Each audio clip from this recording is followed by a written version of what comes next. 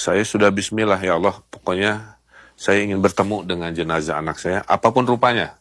Karena saya pernah jadi tim kebencanaan, saya tahu wujud jenazah di hari ketiga, hari kelima, hari ke-30 lah dalam hidup saya.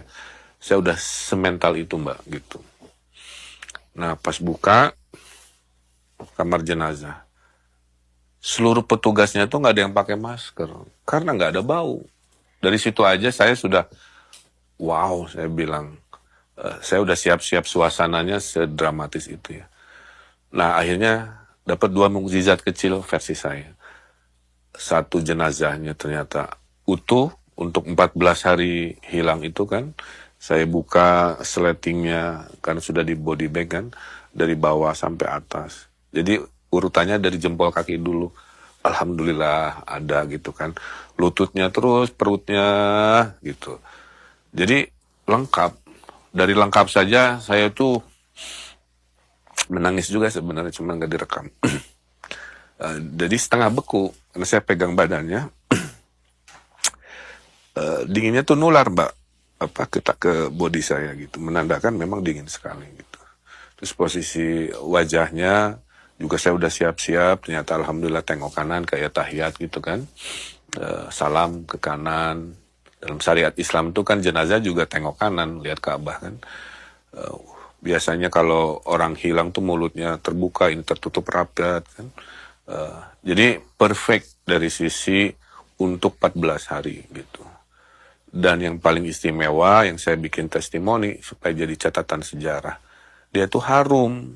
Cuman harumnya itu harum tumbuhan. Mungkin karena di sungai dingin itu setengah membeku, akar-akar tumbuhan apa gitu ya, kayak seperti, jadi wanginya itu seperti daun yang direbus, ada peppermint, terus dicium. Nah, itulah harumnya Eril kira-kira.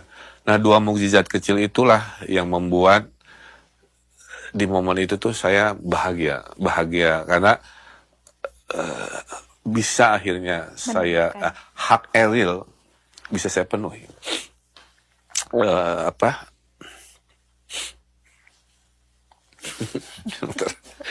Padahal udah janji lo nggak akan nangis lagi. Karena ngomong ini soalnya visual saya muncul lagi.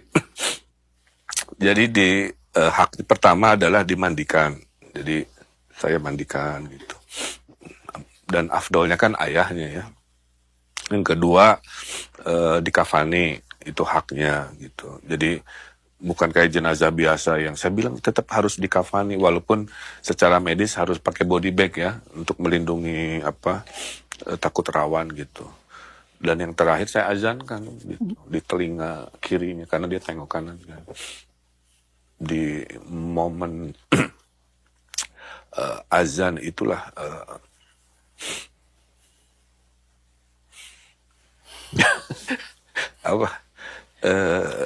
ya saya nggak bisa nahan emosi lah ya, nangis ini pas azan itu.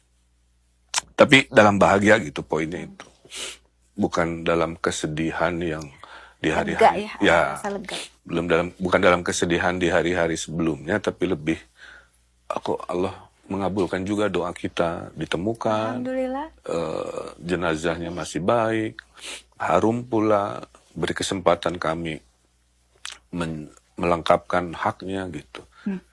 Malamnya, nah saya belum cerita juga ke beliau, saya lemas, Mbak, di malam itu.